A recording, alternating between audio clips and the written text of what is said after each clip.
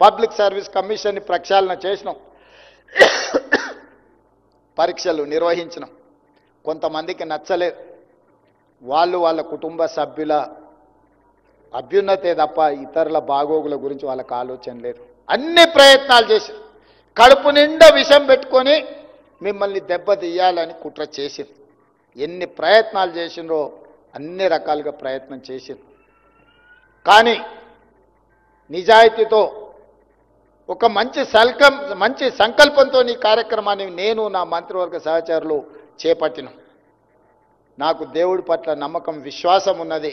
మంచి చేస్తే తప్పకుండా మంచి జరుగుతుందనే నమ్మకం నాకున్నది. కొంతమంది 2 కోట్లు 3 కోట్లు 5 కోట్లు తీసుకొని రేవంత్ రెడ్డి ఉద్యోగాలు అమ్ముకున్నాడని చెప్పారు. నేను అడుగుతున్నా, ఇక్కడున్న 562 మంది ఎన్నికైనా ఎంపికైనా మిమ్మల్ని గుండెల మీద చేసుకొని చెప్పండి, ఎవరితోనైనా ఛాయ్నైనా తాగానా? మీకోసం కొట్లాడిన డిసెంబర్ 3, 2023 నాడు నా ఎన్నికల ఫలితాల రోజు కూడా నేనంత ఆందోళనగా లేను. ఏది జరిగేది ఉంటే అది జరుగుతుందని. కానీ మీ నియామకాల విషయంలో అంతకంటే ఎక్కువ ఆందోళనతోని, ఏకాగ్రతతోని మీ భవిష్యత్తు కోసం కొట్లాడినా. మీ భవిష్యత్తే మన భవిష్యత్తు, మన భవిష్యత్తే మన తెలంగాణ భవిష్యత్తు.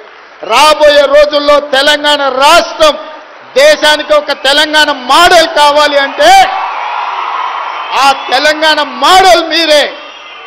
అందుకే ఎవరు ఎన్ని కుట్రలు చేసినా, ఎన్ని కేసులు వేసినా, ఎన్ని రకాలుగా తప్పుడు ప్రచారం చేసినా వాటన్నిటిని కూడా ఓపికగా దిగమింగుకున్నాం. ఎందుకంటే ఒక సంకల్పంకు పనిచేసేటప్పుడు లక్ష్యమే మన ముందుండాలి తప్ప. అర్జునుడు చేప కన్ను అందరికీ చాలా కనిపించినాయి, ఒక అర్జునుడికి మాత్రమే చేప కన్ను కనిపించింది, అందుకే కొట్టగలిగాడు. నాకు కూడా మీ భవిష్యత్తు, మీ తల్లిదండ్రుల కళ్ళల్లో ఆనందం చూడాలని గూడాలలో మారుమూల పల్లెలో ఉపాధి హామీ కూలికి పోయి రూపాయి కూడబెట్టి కోచింగ్ సెంటర్లలో మిమ్మల్ని చదివించాను. ఇవాళ కోచింగ్ సెంటర్ల కుట్ర కూడా మీరు అర్థం చేసుకోవాలి.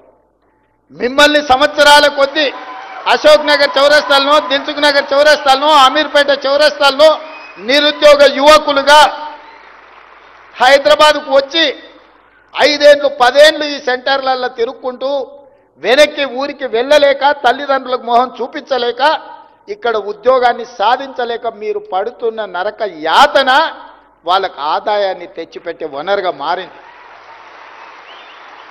ఇవాళ కేసులు వేసిన వాళ్ళు వాళ్ళ వెనకాల ఉన్న న్యాయవాదులు ఎవరో చూడండి. లక్షల కోట్ల రూపాయల ఫీజులు ఇచ్చి ఎవరు వాదిస్తున్నారో ఆలోచన చెయ్యండి. ఇవాళ అందుకే ఏది ఏమైనా ఎవరు ఏమనుకున్నా తెలంగాణ భవిష్యత్తు నిర్మాణం చేసే అవకాశం మీ చేతిలో ఉంది. ఈరోజు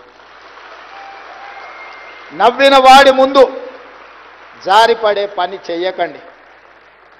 ఇదొక గొప్ప అవకాశం. 40 సంవత్సరాలల్లా 562 ఉద్యోగ నియామకాలు జరగలేదు.